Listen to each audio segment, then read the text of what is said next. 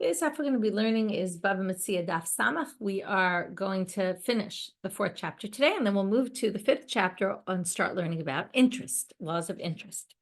So first, we're going to get to fair and unfair business practices and issues like competition between businesses. It'll be a very interesting daf. So starting with the Mishna at the bottom of Nun Tet Amud Bet. אין מערבים פירות בפירות, אפילו חדשים בחדשים, ואין צריך לומר חדשים בישנים. So the first thing you have to know, Rashi says we're talking about grains here, like wheat stalks, and we'll leave Tosfot aside, who said we're actually talking about other produce. You'll see in a minute why Rashi is motivated to say the grains, because the issue is that the new ones are actually worse than the older ones. The older ones are worth more because the older ones are dry already. Because they're dry, they make flour. Much easier, quicker to make flour. So we basically we have a person who comes to your field and they want to buy the grains from this field. You can't mix grains from a different field. That's what it means. The produce from this field, you can't mix with a different field if someone came to buy from your field. Even chadashim b'chadashim, even if they're worth the same amount.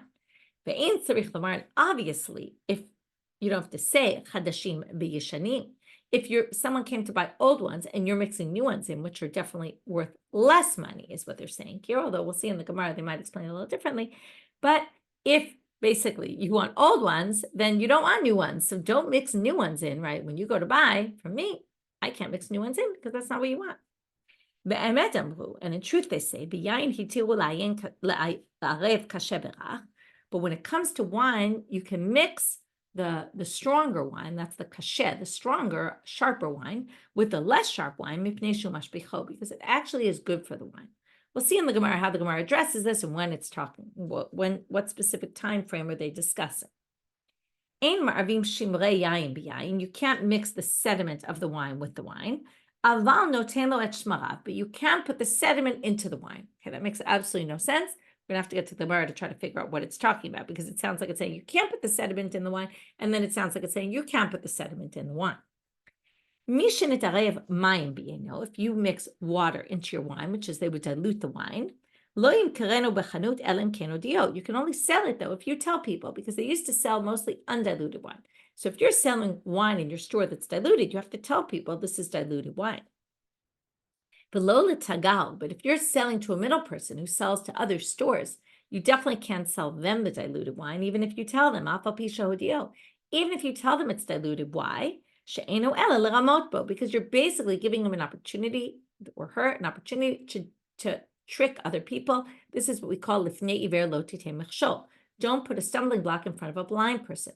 By giving them undiluted wine, by selling them that, they might be tempted to just sell it as is, because what else are they going to do with it? Right? They're actually, some of the commentaries say we're not suspicious that they're going to take their wine and dilute it to sell it to somebody. But we are concerned that if you already sell them diluted wine, they're likely just going to sell it and pass it off without saying anything about it. And that's causing other people to cheat on because of you, basically. So you shouldn't do that. But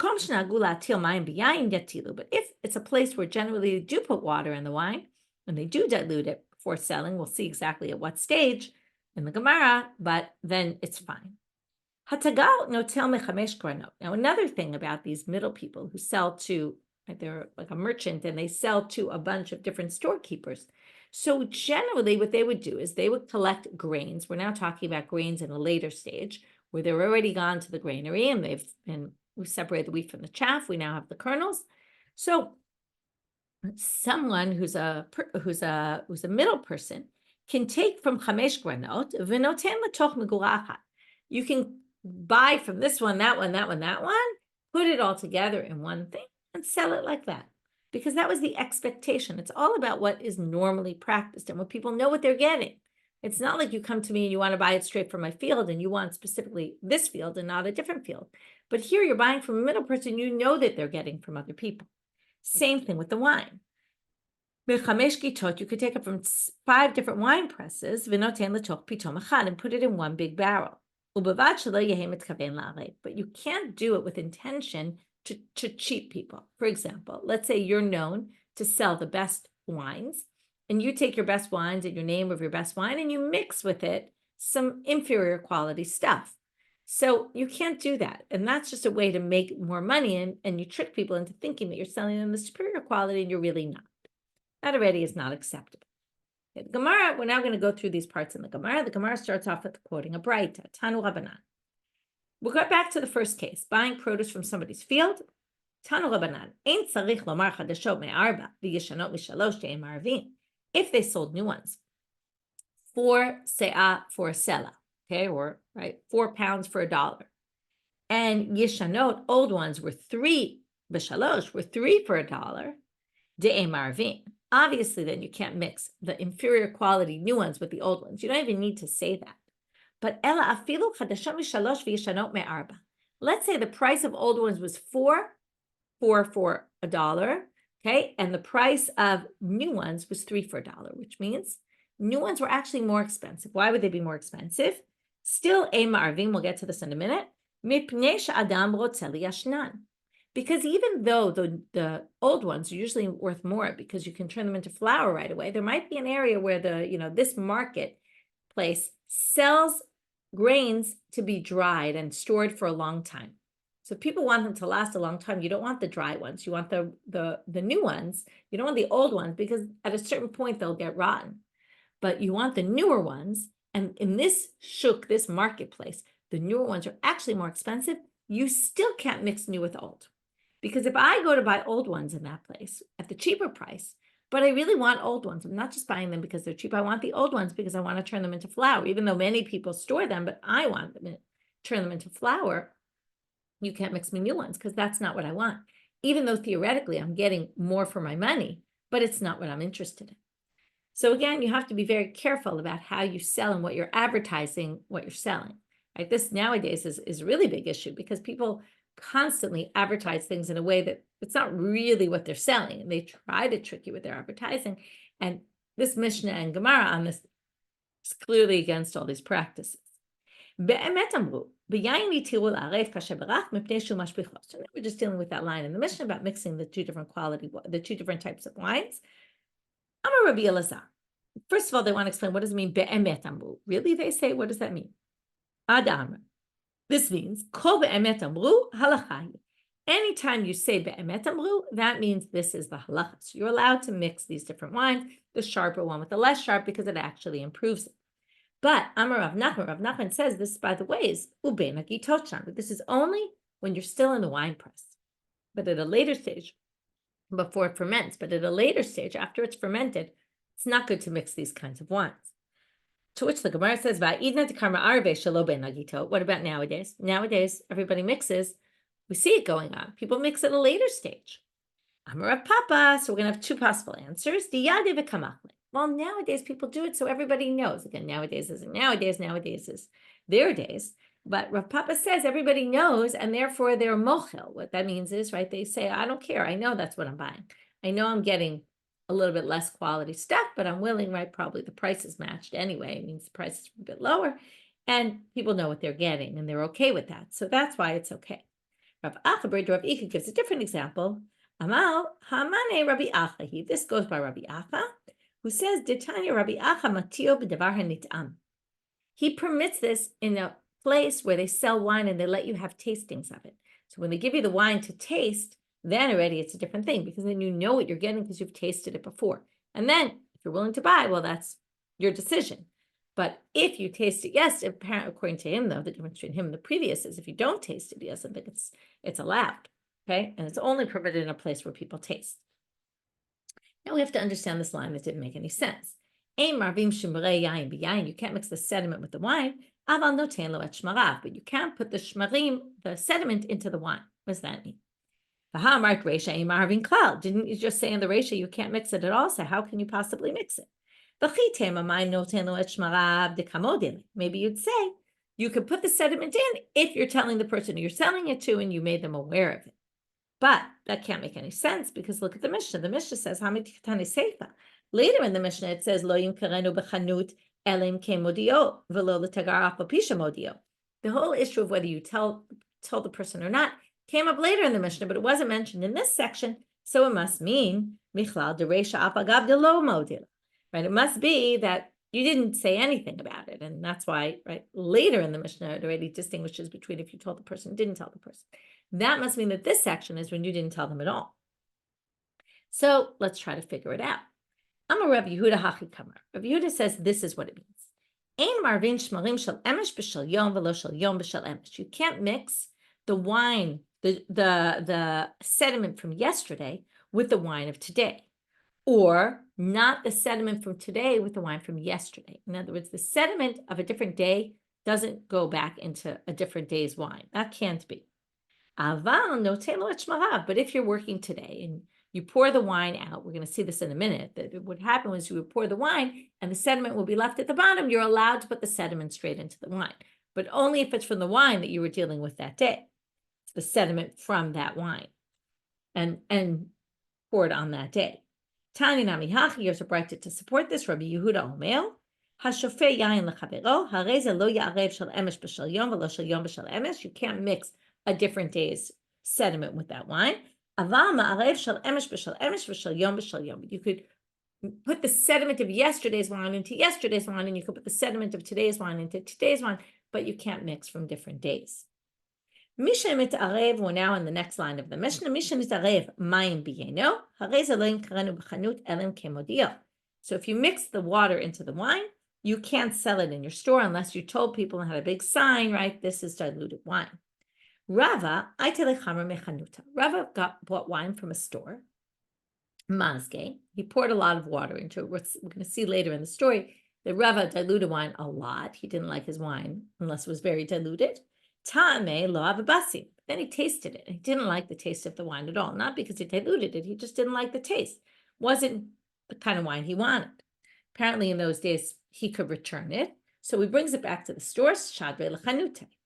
He brings it back and he returns it, which is a big problem because now he diluted it. How could that be?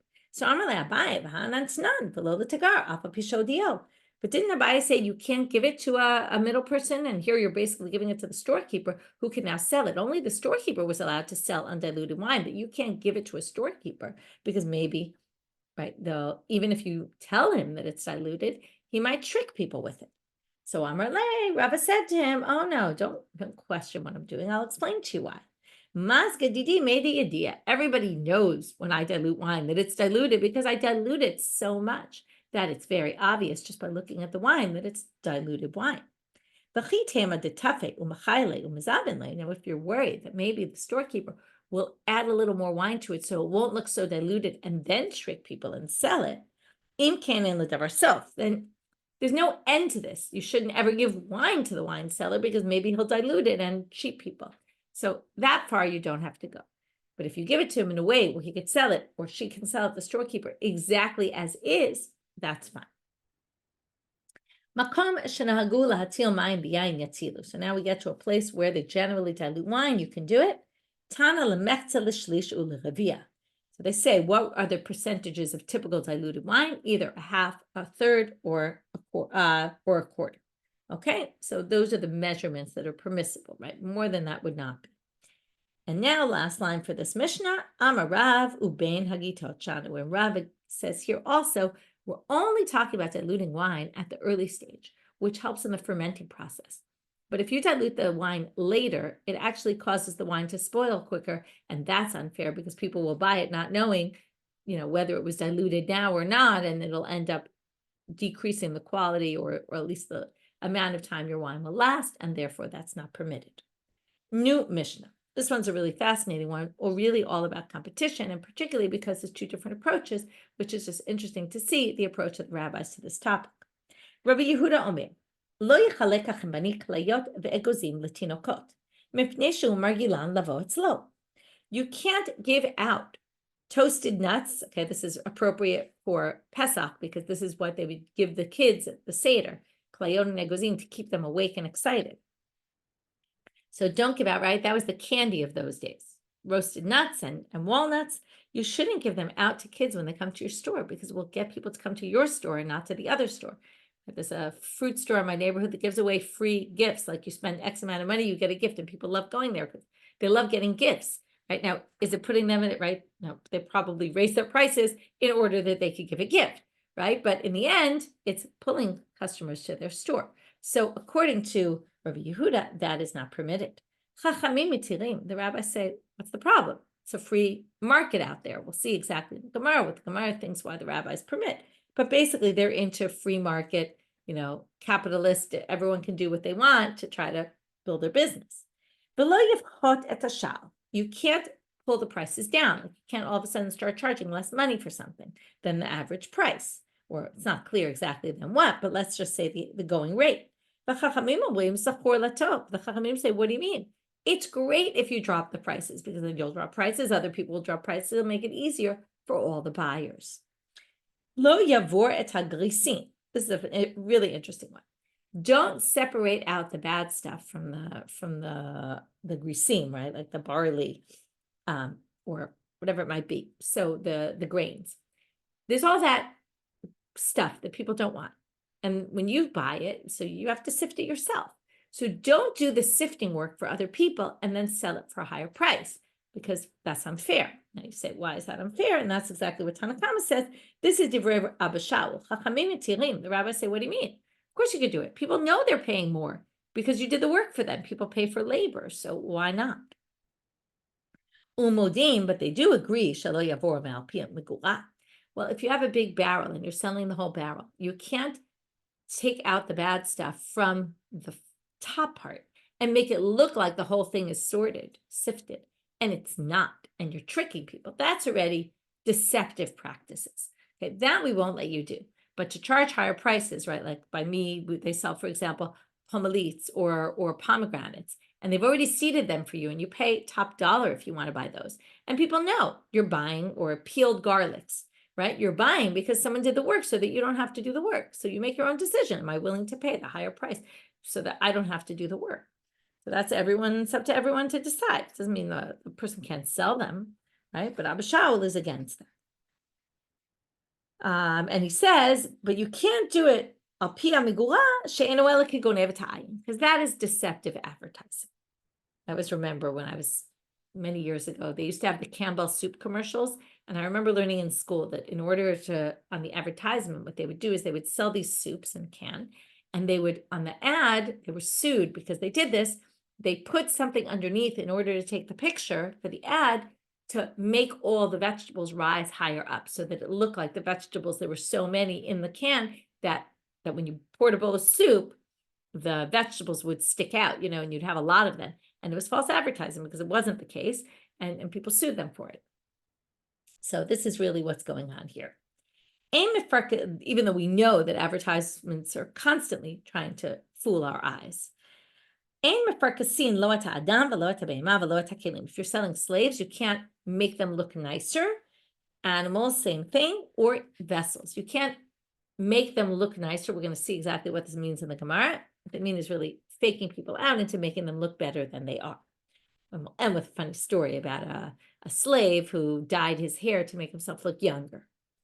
My time, I would Rabbanit. So now the Gemara wants to know what's the reason for the rabbis in the first case about selling, giving away the nuts to the children. What's the problem? I can give out walnuts, and you could say to the guy next door, okay, I give out walnuts, you can give out shizki. Shizki, some people say, are prunes. You could look at Rashi. He says prunish, okay, prunes, or prunes. Okay, so I could give out nuts, you give out prunes, okay, like, well, what's to stop you from doing the same thing? Or something different that's even, I think the idea is you can give out something better, sweeter, okay? So again, my time at the Rabbanan, it's interesting, they keep asking about the rabbis. That, I guess, was more needed interpretation from their perspective. Moving now to Amabet, Mishum de Kamar v'chletara, because it drops the prices, which is always better for the customer. We'd rather that. So now they want to know man chachamim, who are the rabbis. Rabbi Acha de Tanya, as we see from a Braita, Rabbi Acha matir b'davar hanir'eh. He says, as long as people know, that's why I said about the pomegranates, it's obvious that they peel the pomegranate. So of course, you buy pomegranate seeds, they're already seeded. You know that as long as you can see it, you know that you're paying more money, and then it's fine. If you can't see it, then it's something else. Okay, but it's something that's noticeable. Otherwise, it looks like you're charging a higher price for nothing. But if it's noticeable why you're charging a higher price, then it's fine. So Tanu Rabbanan.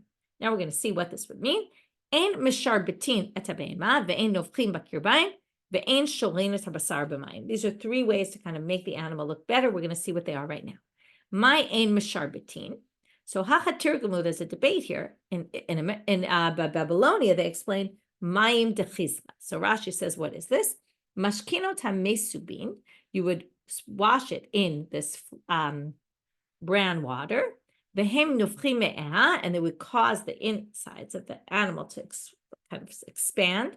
And then it would cause the hairs to stand straight. That's why misharbitin, like a sharvit, like a scepter. They would cause the hairs to kind of stand out. And that would make the animal look fatter because the hairs would stand out. Ze'eri amarav kahana miskafta, which is, Rashi says, kirtzuf, which is scrubbing the animal. When you would scrub it, it would also cause the hairs to kind of go out. And that would, again, these are all different ways of saying what misharbitin is, which basically in the end causes the hairs to go straight out, which makes the animal look, gives the animal a fatter look. Shmuel shale lemirma chume lesarbala. So what does Rashi explain? Liyapoto osimlo tlai michute meshi sabiv. They would put fringes on the garments. Okay, this is a way to make the garments look better. So I didn't finish explaining all these things. So, because I forgot, I thought the Gemara goes back to them. So we have misharbitin tabeimat, two different explanations. Nofchim b'kirbayim would be, so they would make the innards of the animal, which they would sell separately, they would make them look bigger. They would fatten them up I think they would soak them in water and then it would they would explode. And then in sholim mayim basar b'mayim, if you would soak it in water, it would cause it to turn malbin, turn white. And it also made a thinner animal somehow, like they would make the meat look fatter. Okay, so all these things are basically ways of making the animal look fatter, like it has more to it than it really does. So that's deceptive practices. Rav Yehuda, so then we had Shmuel Shari Lamirma Tume L'Sarba. You could add fringes onto a garment, which would beautify the garment more, but it's a very noticeable beautification. And we're going to see that it was on the edges of the garment, which isn't such a problem. The issue with adorning a vessel is you're basically covering up, we'll see that soon, you're covering up things that don't look so nice about the article of clothing. Rav Yehuda Shari L'Kaskuse Karmi. Okay, so this is they would wash things, which would also either make it would harden it possibly, or it would make it look nicer. Rabbi Shari, so he allowed, okay, cleaning it in that way was allowed. Rabbi Shari L'Medak Sarde. Again, there's a bit of different interpretations of this. Rashi says they would taper the canvas, or they would kind of make the stitches closer to each other. They would take this canvas stuff with makavot eitz, with some sort of wood implement. They would make the threads look very thin. It was a way of beautifying the garment. This was allowed. Rav Shari L'Tzilu Megeri, he would allow people to draw arrows on the clothing, which was, I guess, a decoration. Rav Papa Bar Shmuel Shari L'Tzilu Dikule, he would allow people to draw dates, or palm trees on the clothing. Vahan on snan, they say, how were all these things allowed? Didn't we learn? So how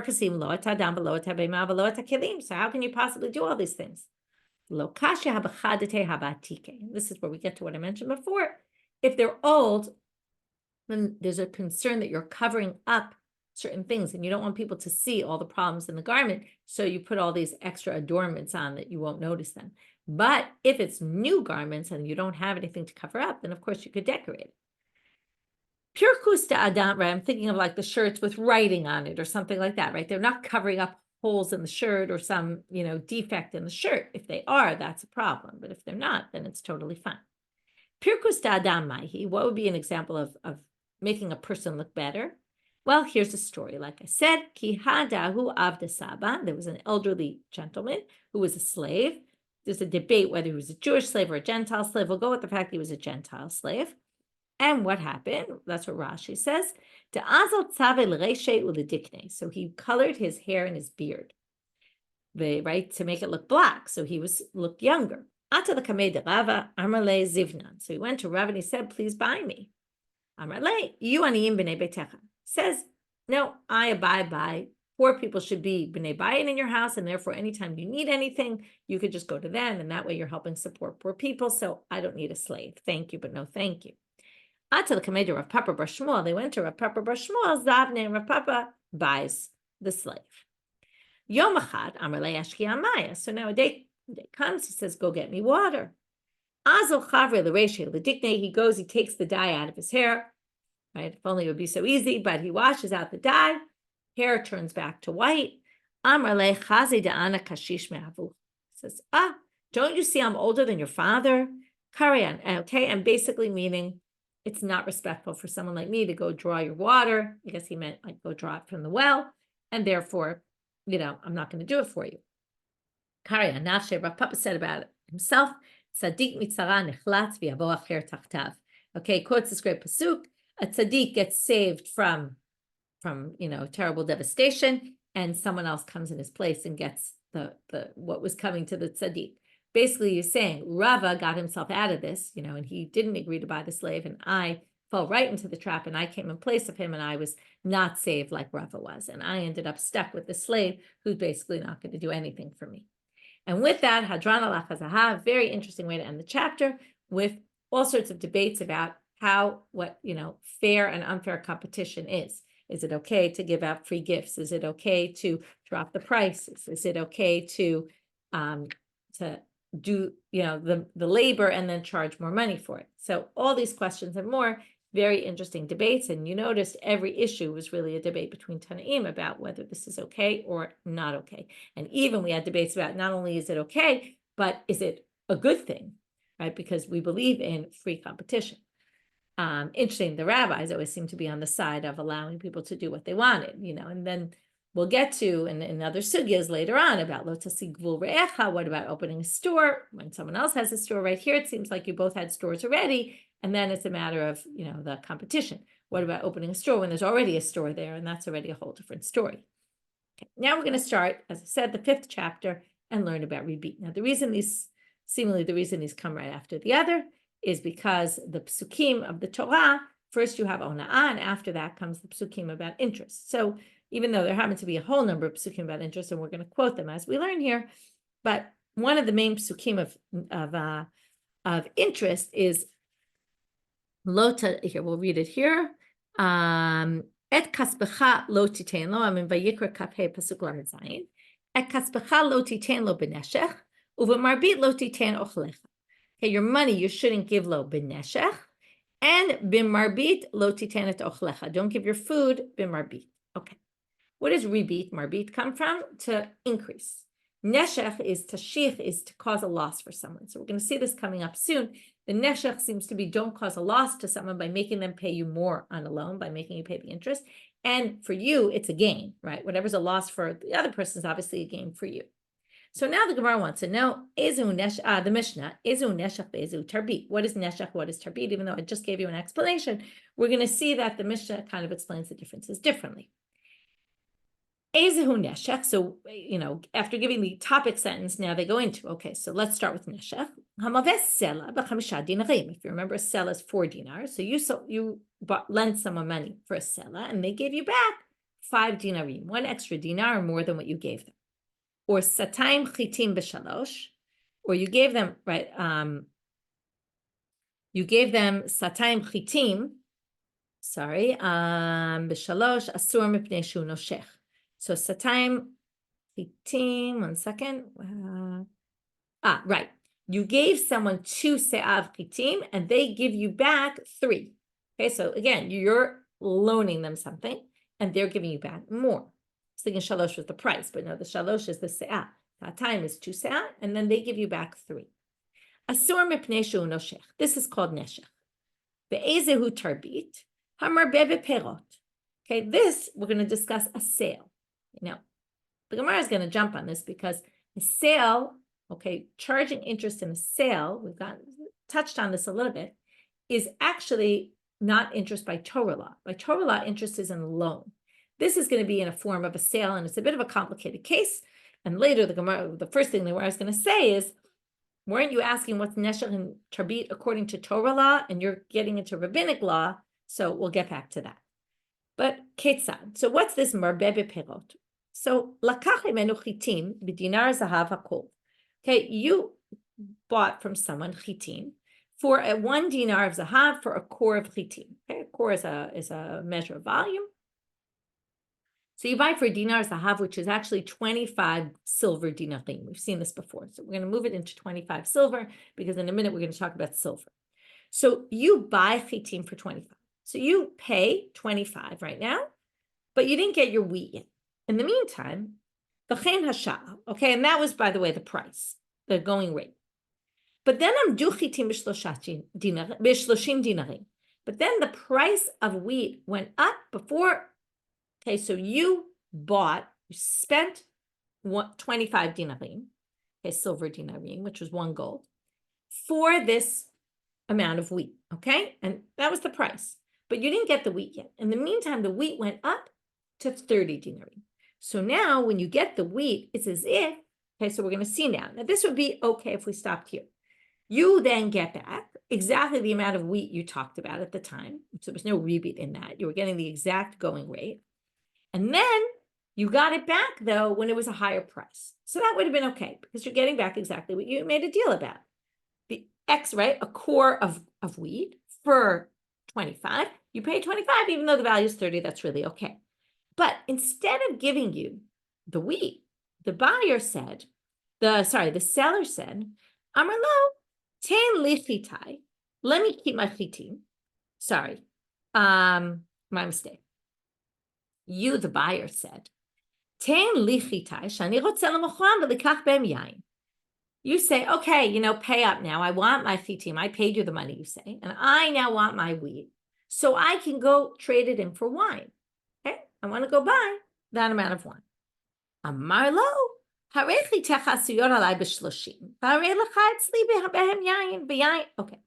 let's stop there for a minute.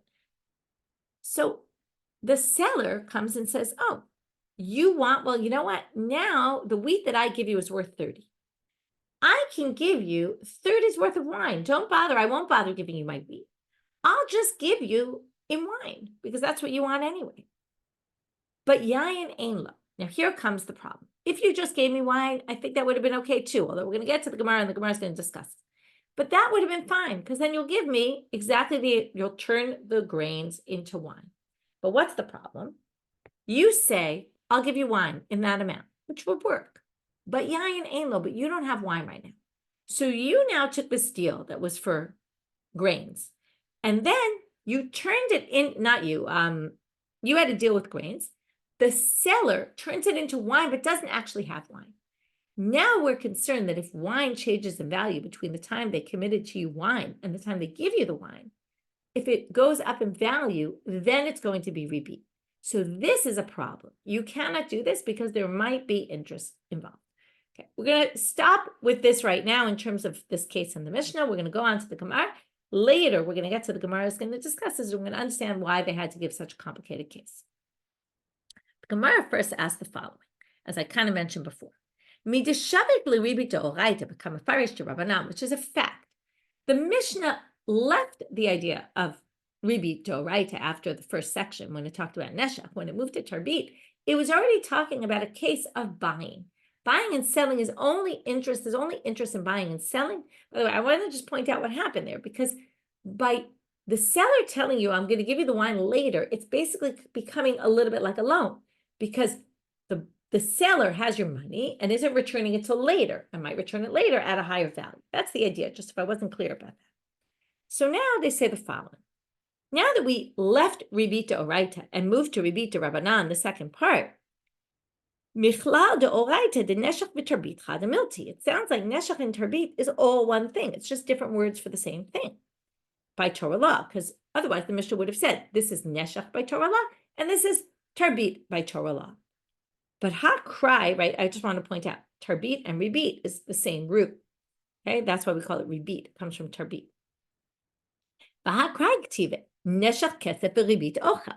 But it's clear from the Torah there's two different things. It says. Okay, and this is a different pasuk where it mentions neshech in combination with money, and it mentions ribit in connection with food, which sounds like it's talking about neshech. You could say is doing it with food, with money, like a loan with money, And ribit is doing a loan with food. And why didn't the Mishna talk about that? Why did the Mishna move off of the doraita and as if neshech and marbit are all one thing?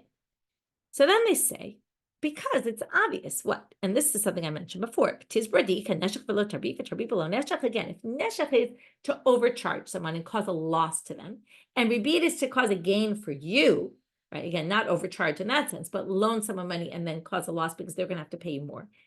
And ribit is a gain because we're looking at the side that's a gain for you. It's all one and the same, right? So there can't be neshech without tarbit and tarbit below neshech, right? If you want to think that maybe there is, right? Neshech below tarbit hechidami. Like what could be? So now we're going to try to come up with a case where you could have possibly, and therefore maybe these are two different things by Torah law. And basically we're saying, no, they're not two things by Torah law because there is no such thing as a loss for you that's not a gain for me. So hechidami. What could be neshech without tarbit, meaning a loss for the borrower and no gain for the lender? If I lent you 100 coins and I said, pay me back with 120 coins, but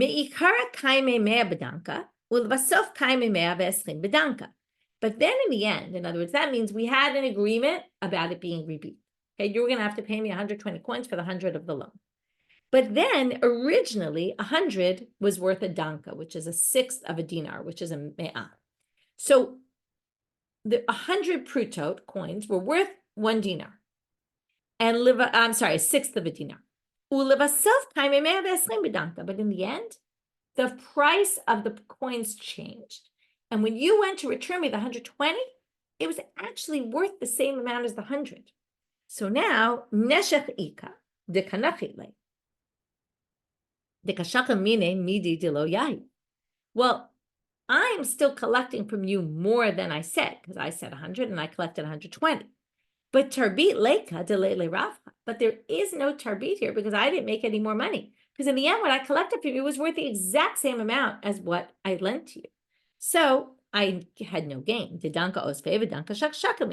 I took a sixth of a dinar. I gave you a sixth of a dinar, and I took back a sixth of a dinar. So it's true. I took more coins than I gave you. So you had to shell out more coins. But in the end, there was no gain for me. But but they say that doesn't make any sense. Because if we go by the original arrangement, well, then I lent you 100 and I said I'm taking back 120, and we go by what it was at that time. Well, then there's ribit. There's both a loss for you and a gain for me, again, by the date of the original agreement. But what are you talking about? If we go by the end, you didn't lose anything either, because it's true you had to give me 120, but 120 is worth the same thing as 100, and this doesn't work. So there is no such case of neshech without tarbit. We tried, but it didn't work. Vitu tarbit below neshech echidami, and furthermore, we really can't find a case of tarbit without neshech either, because ida ozif mea b'mea, I lent you 100 for 100, where there was no ribit in our original agreement. Mikara kaime mea b'danka, and originally 100 was worth a sixth of a dinar. Ulevasef mea b'chumsha. But by the end, when you gave me the money back, 100 was actually worth a fifth of a dinar. Okay, it went up in value. So now, so again, I'm going to gain because I'm going to get 100, which is really worth a fifth of a dinar more than a sixth. And you're not going to lose because you're still giving me 100. But again, we're going to have the same problem. If we go by the original arrangement, there's no loss and no gain because 100, that was a fair deal. There was no interest there at all. If we go back by the end, it's both a loss for you because you have to pay me now a fifth of a dinar, even though you're paying in 100 coins. And I gain because I gain more dinars than I had before, right? More of a dinar percentage. So that doesn't make sense. So again, we're back to square one, which is, why is it saying neshech and tarbit in the Torah? And the Mishna makes it sound like, according to Torah law, there's only one thing, which is neshech without tarbit, tarbit without neshech. So there is no such thing. It's all two sides of the same coin. It's really one issue. No pun intended about the coin here. But anyway, Ela Amarava, Iatamotse, lo neshech below tarbit below neshech, below chilkana katuv ela lav or alav b'shnei lavim. All the reason why they said both no, don't take neshech and don't take tarbit, it was to say that if you do this, you're going to be over on 2 lavim, which means you'll get double lashes. It means it's a much more serious, grave thing to be doing.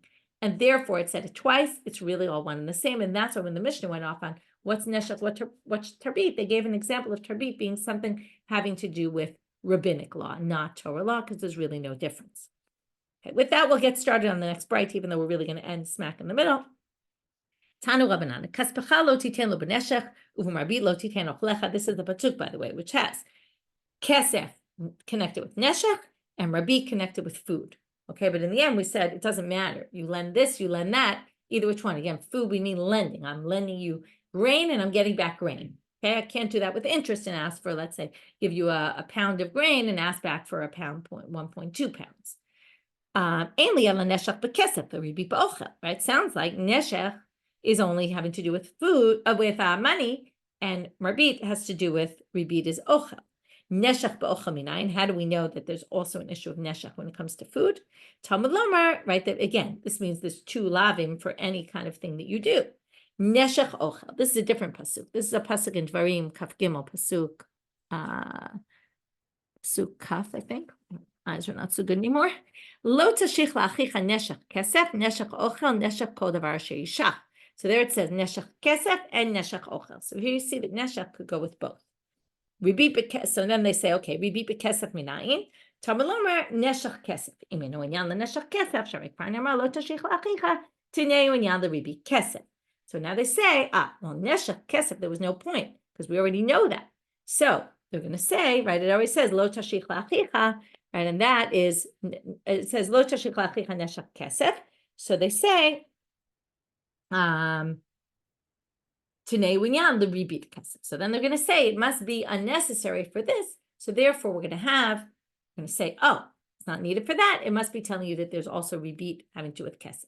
So again, we learn from here that if you do anything with money, you loan with money, or you loan with food on interest, you're going to have both a lo taseh of neshech and of tarbit, two lo tasehs, and that we're going to continue on in this tomorrow, and continue with that. Okay, so quick review of today's daf. We started with business practices of deceptive business practices. Then we moved to competitive business practices, what's permitted, what's not permitted. And then from there, we moved to starting to define really just the beginning of interest laws and learning that interest laws are mainly for loans by rabbinic law. You can also have interest in business deals, right? In buying, there could be interest. And then we discuss what's the difference between neshech and tarbit, right? One is focusing on the loss for the person borrowing, and the other is focusing on the gain for the person who loaned, but really it's all one and the same. And we just said, though, there's an issue of two lo taseh. So anytime you do interest, you're transgressing two sins. With that, we'll finish for today. Wishing everybody a Chag Sameach and Chag Sameach for tomorrow. And see you tomorrow's. Daf will go up early. After this daf will be posted, it will be up, and then we'll meet back after the Chag for those keeping 2 days and outside of Israel. So the catch up after the Chag. Have a great day, everybody.